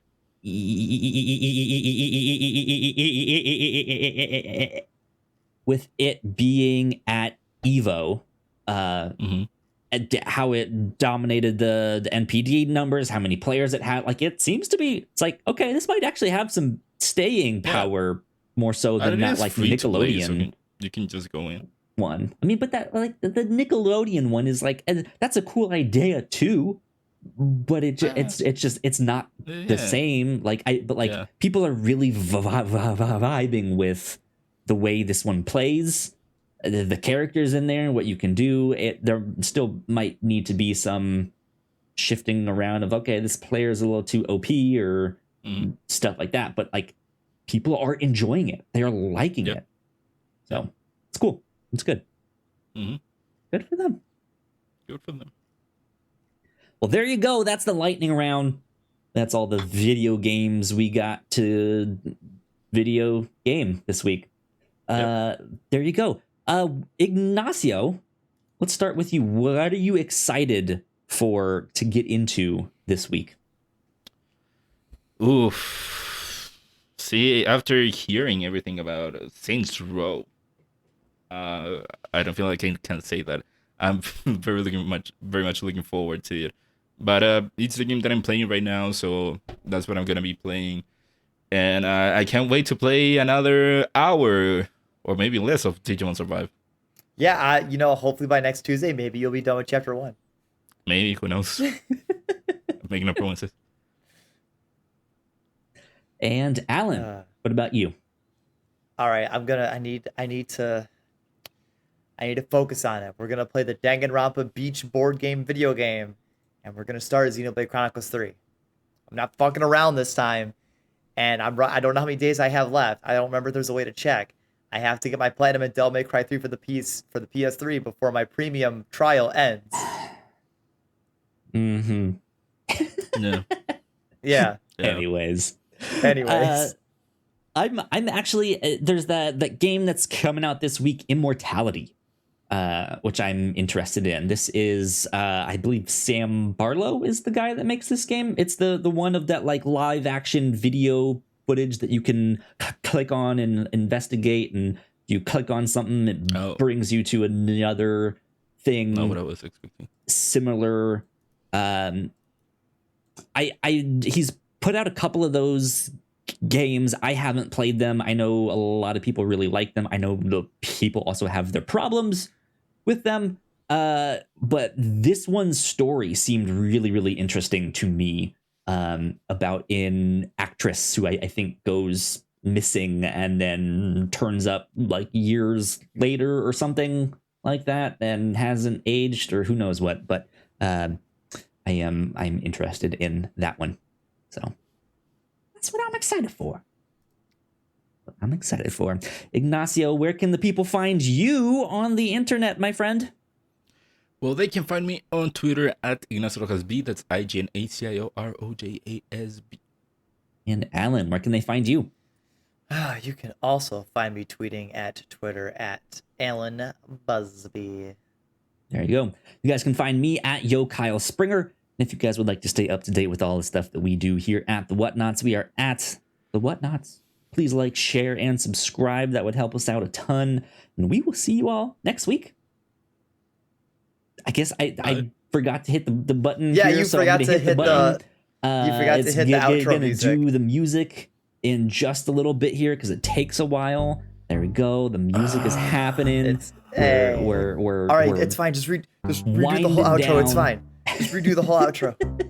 Go like, share, subscribe. That would help us out a ton. And you guys can go check out the other videos that we got. over on that side. But this has been number 130 of Crossplay. We will see you all next time. Take Bye. care.